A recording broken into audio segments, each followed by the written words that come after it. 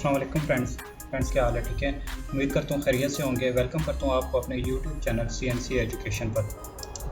मेरा नाम जाबिर मसूद है। मैं आपको अपने चैनल पर CNC के लिए डिज़ाइन करना, प्रोग्राम जनरेट करना और CNC को ऑपरेट करना, मतलब कि हम मशीनिंग कैसे करते हैं, अगर कोई डिज़ाइन बनाते हैं उसका प्रोग्राम कैसे जनरेट करेंगे और उसका फिर हम उसके मुताबिक मशीन को कैसे चलाएंगे, ये चीज़ें मैं आपको सिखाऊंगा। अगर आप मेरे चैनल पर न्यू हैं तो मेरे चैनल को सब्सक्राइब कर दें, लाइक एंड शेयर कर दें और बेल आइकन को ज़रूर प्रेस करें ताकि मेरे आने वाली वीडियो आपको मिल सकें। तो फ्रेंड्स शुरू करते हैं आज की क्लास। से रिलेटेड है कि हम CNC के लिए डिज़ाइन कैसे तैयार करते हैं। तो शुरू करते हैं आज क्लास। शुरू करने से पहले अगर आप मेरे चैनल पे न्यू हैं तो मेरे चैनल को सब्सक्राइब कर दें, लाइक एंड शेयर कर दीजिएगा। तो शुरू करते हैं आज की क्लास। सबसे पहले हमने पिक्चर लानी है ऑटोकैड में। ऑटोकैड को ओपन कर लें। ऑटोकैड ओपन होने के बाद यहाँ पे पिक्चर लानी है। अब ये पिक्चर कैसे लानी है मैं इससे पहले अपनी क्लास में बता चुका हूँ कि कैसे पिक्चर को हम ट्रैकिंग के लिए लाते हैं। तो मैं फिर बताता हूँ। यहाँ से इसको मैं डिलीट करता हूँ। ये डिलीट की तो जहाँ पर पिक्चर पड़ी हुई है उसको उठा लें आप। पिक्चर ये पड़ी हुई है, इसको बस ड्रैग एंड ड्रॉप करें यहाँ पे आए, छोड़ी, फर्स्ट क्लिक की और सेकंड क्लिक की और ये डिग्री मांग रहा है, रोटेशन इसकी चाहिए या नहीं तो हमें नहीं चाहिए, इसलिए हम इसे छोड़ते हैं, ऐसे क्लिक करते हैं। ये हमारे पास पिक्चर आ चुकी है। तो अब इसके दो तरीके हैं। मैं तो एक इसका, क्योंकि इस तरह की जो ड्राइंग होती है हम सिंपल है, कोई मतलब सीधी सीधी है, तो इसको अपने स्केल मुताबिक इसको स्ट्रेच कर लेते हैं, फिर उसकी ट्रैकिंग करते हैं, वो 100% आ जाती है। लेकिन 100% मैं नहीं कह सकता क्योंकि उसमें बीच में 3, 4, 5 मिली का भी फ़र्क पड़ जाता है कभी कभी। अगर थोड़ी सी पिक्चर हो, जैसे यहाँ पे अगर देखें तो ये थोड़ा सा ब्लैक आ रहा है, ये पिक्चर कैसा है, ये बैकग्राउंड, ये अगर इसका इंटरफेस देखें ऑटोकैड का वो अलग है और ये पिक्चर कैसा है। तो इसलिए ये प्रॉब्लम आएगी 4, 5, 6 मिली की जब मैं इसको अपने स्केल पे लाऊंगा। तो मेरी अभी रिक्वायरमेंट है, मैंने 120 सेंटीमीटर इसको चौड़ा रखना है और 240 सेंटीमीटर मैंने इसको लंबा रखना है। अब एक सबसे पहले याद रखना है कि जो CNC है वो किस उसूल पे काम करती है। CNC मिलीमीटर के हिसाब से चलती है। तो ये सेंटीमीटर में मैं बता रहा हूँ, मिलीमीटर में हमने इसको रखना होता है। तो इसलिए मैं सबसे पहले अपना यूनिट सेट करता हूँ मिलीमीटर में। मिलीमीटर ऑलरेडी मेरा सेट है, मिलीमीटर सेट कर लिया। और उसके बाद दूसरी बात ये नज़र में रखनी है कि ये हमने डिज़ाइन बनाना कैसे है। अब मैं अगर ये जो ब्लैक नज़र आ रहा है ये नहीं, दूसरा जो कलर नज़र आ रहा है इसके ऊपर एक एक ट्रैकिंग करूँ, फिर उसको डबल लाइन करूँ ऑफसेट वगैरह लेके, तो ये बहुत लंबा काम है, बहुत लंबा प्रोजेक्ट समझ लें ये। तो क्योंकि बहुत टाइम लेगा, काफ़ी बारीकी है इसमें, तो हम क्या करेंगे कि इसकी जो ब्लैक एरिया है इसको ट्रैक कर लेंगे। जब ये ब्लैक एरिया कटिंग होकर निकलेगा तो ऑटोमेटिक ये डिज़ाइन तैयार हो जाएगा। तो इसलिए हम दूसरी बात ये ध्यान में रखनी है कि ये हम किससे बना सकते हैं। मैं तो SP लाइन से बना सकता हूँ, यहाँ से बस ट्रैक करके निकालूँ, लेकिन SP लाइन हर दूसरे तीसरे पॉइंट के बाद लाजमी बात है वो कुछ थोड़ा बहुत टेढ़ी हो जाती है, तो ये डिज़ाइन ख़राब लगता है जब कटिंग कंप्लीट होती है। तो उसके लिए मैं आपको ये सजेस्ट करूँगा कि आर्क की कमांड करें इसके लिए यूज़, जैसे मैं अभी करने लगा हूँ। आर्क की कमांड A है, A लिख के एंटर किया तो यहाँ से ट्रैक कर लेना है। फर्स्ट पॉइंट, सेकंड पॉइंट देना है, सेकंड पॉइंट दे दिया सेम,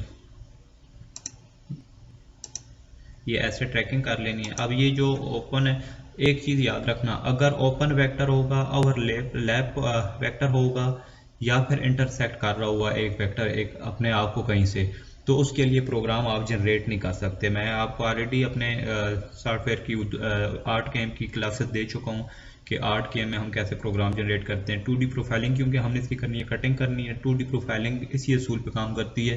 कोई वेक्टर अपने आप को इंटरसेक्ट ना कर रहा हो, दूसरा ओपन ना हो और तीसरा ओवरलैप ना हो, मतलब कि लाइन के ऊपर लाइन कोई और बीच में ना मौजूद हो जो हमें नज़र नहीं आ रही लेकिन एग्जिस्ट कर रही है। तो इस तरह की प्रॉब्लम्स आती हैं। तो क्योंकि इतना बड़ा डिज़ाइन होता है, कहीं ना कहीं जब हम ट्रैकिंग करते हैं तो गलती से आगे पीछे स्लिप हो जाता है वेक्टर और इंटरसेक्ट कर देता है या ओपन हो जाता है या ओवरलैप हो जाता है, तो ये बाद में एरर्स शो होना शुरू हो जाते हैं। तो इन एरर्स को हम कैसे दूर करते हैं ये मैं आने वाली अगली क्लास में आपको बताऊंगा कि हम किस तरह उन एरर्स से बच सकते हैं या दूर कर सकते हैं। तो आज की मेरी क्लास यही है। फिल वक्त आप इसके ऊपर फोकस करें कि हम ये डिज़ाइन कैसे बनाएंगे CNC के मुताबिक। तो यहाँ पे आया, मैं इसको भी यहाँ से सेकंड पॉइंट लिए, थर्ड इसको क्लोज कर लूँगा ऐसे। अब इस तरह के जो डिज़ाइन होते हैं उनमें 100% ये नहीं होता कि जो अंदर ये आपको लीव नज़र आ रहे हैं ये 100% होनी चाहिए, ऐसा नहीं होता। हम रिक्वायरमेंट देखें कि क्या है। अब मेरी है जो 120 सेंटीमीटर ये ऐसे चौड़ा है और 240 सेंटीमीटर लंबा है, ये एक रिक्वायरमेंट है। दूसरी ये कि ये वाला जो आपको ये यहाँ से आप देखें ऊपर से स्टार्ट होके ये ब्लैकिश से ऊपर ऊपर देखें तो जो एरिया नज़र आ रहा है ये 4 सेंटीमीटर है। ये रिक्वायरमेंट है हमारी कि ये हमें मिलना चाहिए। अब इसके अंदर जो डिज़ाइन है वो लाजमी नहीं है कि ये यहाँ से लेके यहाँ तक, अगर फ़र्ज़ करें 60 सेंटीमीटर है तो हमारा 60 ही हो, आपका अगर 50 है तो भी चल जाएगा। इस तरह का जो अंदर का डिज़ाइन है 19-20 चल जाता है, कोई मुश्किल नहीं होती। कभी कभी तो ये होता है 70-75% भी चल जाता है, लेकिन प्रॉब्लम क्या होती है, अगर कस्टमर अच्छा हो तो फिर तो चलता है, अगर कस्टमर अच्छा ना हो तो फिर 90% पे वो एक्सेप्ट नहीं करता। तो इसलिए आप जब डिज़ाइन बनाते हो तो पूरा फोकस करके अच्छी तरह उसको डिज़ाइन को तैयार करना है। तो इसी तरह जैसे मैंने अभी आपको बताया कि आर की कमांड यूज़ करके मैं इसकी ट्रैकिंग करता हूँ।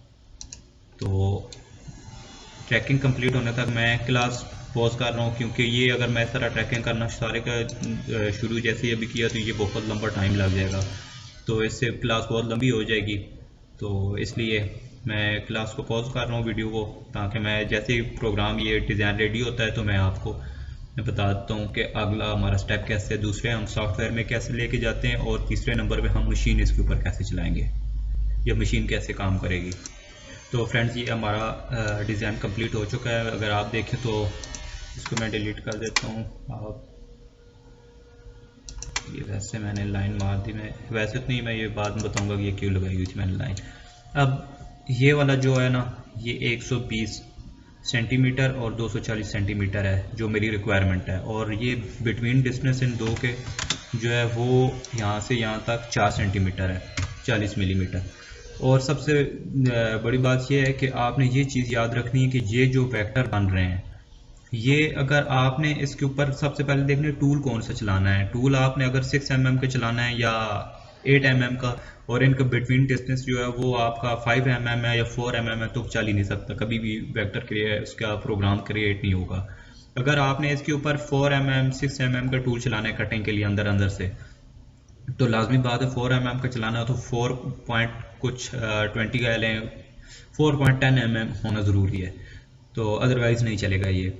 तो इसलिए ये आपने ट्रैकिंग इस तरह करनी है कि जो आपने टूल चलाना है उसका जो, क्योंकि अब मैंने इनके इनसाइड कटिंग करनी है 4 mm के साथ, तो हर एक का दरमियानी फासला 4 mm से ज़्यादा ही होगा 21 mm में। तो ये मैंने प्रोग्राम जनरेट कर लिया है।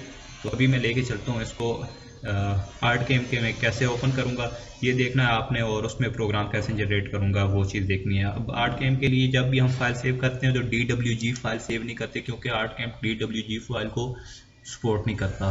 तो इसलिए हम जब भी सेव करते हैं इसको DXF फाइल में सेव करते हैं। यहाँ से आपने DXF फाइल सेट करने कोई भी ले सकते हैं, बस यहाँ से स्टार्ट करें और इसको सेव कर लें। उठाएंगे उस फाइल को, कहाँ पे है,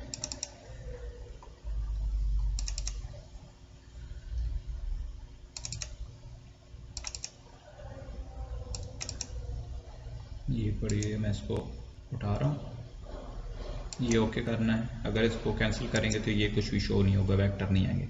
अब ये वो डिज़ाइन यहाँ पर आ चुका है, तो इसकी मैंने कटिंग करनी है। तो मैंने आपको पहले बताया था यहाँ पे हम टूल इस्तेमाल करेंगे 2D प्रोफाइलिंग। इससे पहले मेरी जो क्लास है मैं बता चुका हूँ इन टूल्स के बारे में। ये 2D प्रोफाइलिंग है। 2D प्रोफाइलिंग का असूल यही है कि ओपन वेक्टर नहीं होना चाहिए, दूसरा ओवरलैप वेक्टर नहीं होना चाहिए, मतलब एक लाइन के नीचे कोई दूसरी लाइन या कोई पॉइंट छुपा हुआ ना हो, नहीं तो वो वेक्टर क्रिएट नहीं करेगा।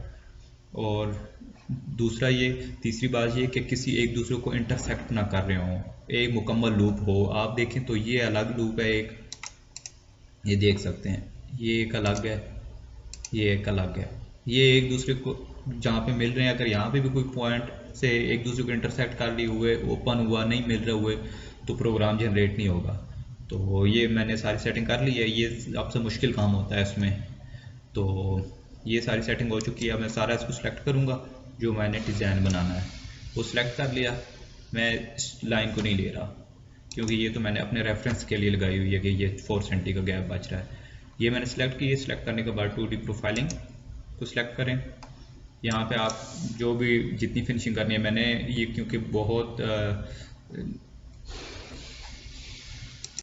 बहुत पतली शीट है जिसके ऊपर मैंने अभी ये डेकोरेशन बनानी है, तो इसलिए मैं यहाँ पे उसकी जो थिकनेस है वो बता रहा हूँ कि मेरा जो टूल है वो कितना नीचे जाए, क्योंकि वो 6 mm की है शीट जिसको मैंने कटिंग करनी है अभी, ये डिज़ाइन जिसके ऊपर बनाना है।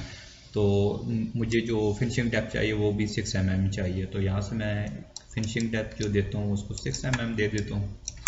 और याद रखना कि ये हम आउटसाइड से कटिंग करेंगे तो हो सकता है ये जो आउटसाइड बीच में फासला आ रहा है ना, तो ये ख़राब हो जाए, गलत हो जाए, कम हो जाए, क्योंकि हो सकता है बिट टकरा जाए एक दूसरे के साथ, तो इन वेक्टर्स के जो बन रही हैं बाउंड्रीज इन दोनों को कम कर दे।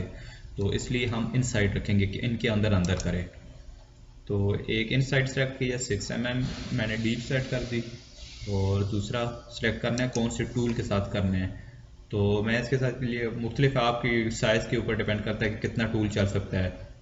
मैंने क्लास के शुरू में बताया था, हमने जब कोई भी डिज़ाइन बनाते हो सबसे पहले रखते हैं कि कैसे उसको हमने उसके बीच में कौन सा टूल चलाना है। अब मैंने 4 mm चलाना था, तो मैंने कम से कम 4 mm माइंड में रखा हुआ था कि 4 mm से हो जाएगा।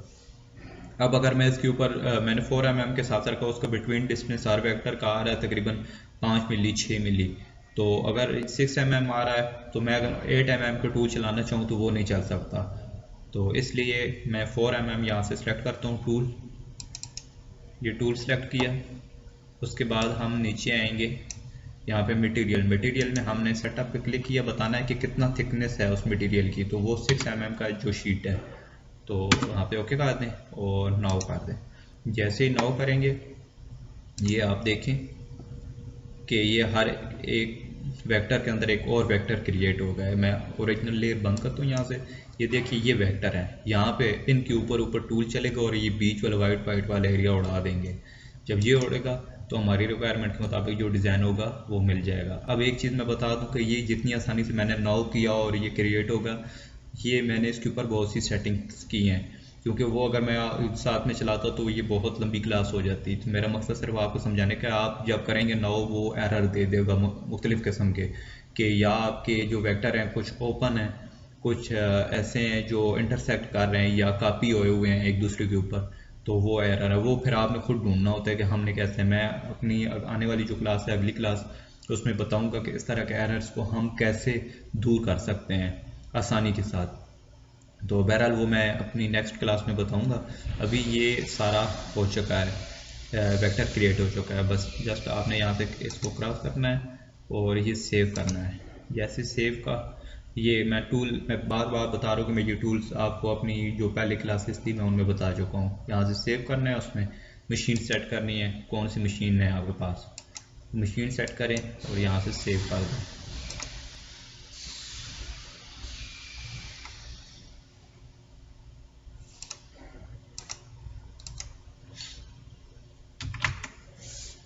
यहाँ से सेव कर दिया। तो अभी मैं चलता हूँ CNC पे, दिखाता हूँ आपको CNC कैसे काम करेगी। तो मैं अभी शुरू करने लगा हूँ कि मैंने अभी इसका XYZ सेट करना है कि यहाँ से मैंने कटिंग कहाँ से स्टार्ट करनी है। फिर मैं अगेन ये बात रिपीट कर रहा हूँ कि मेरी इससे पहले क्लास हो चुकी है, दे चुका हूँ आप लोगों को इसके बारे में इंफॉर्मेशन कि हम इस CNC को यूज़ कैसे करते हैं, तो कंट्रोल कैसे किया जाता है, XYZ कैसे सेट किए जाते हैं, XYZ है क्या चीज़, तो ये सारी चीज़ें मैं बता चुका हूँ। तो अब मैं शीट इसके ऊपर डाल चुका हूँ, तो मैं आपको बस कटिंग स्टार्ट करते हैं, बताता हूँ कि कटिंग ये कैसे करेगी। जो हमने डिज़ाइन बनाया, मैंने कहा कि इनसाइड कटिंग करनी है, ये इनसाइड से वो कैसे चीज़ें करेगा, उसको कटिंग कैसे करेगा। तो शुरू करते हैं आज क्लास। अगर आपने इस CNC की ऑपरेटिंग सीखनी है तो मैं इसकी वीडियो ऑलरेडी अपने चैनल पे अपलोड कर चुका हूँ, आप देख सकते हैं वो, उसमें मैंने इसकी कंप्लीट इन्फॉर्मेशन दी है।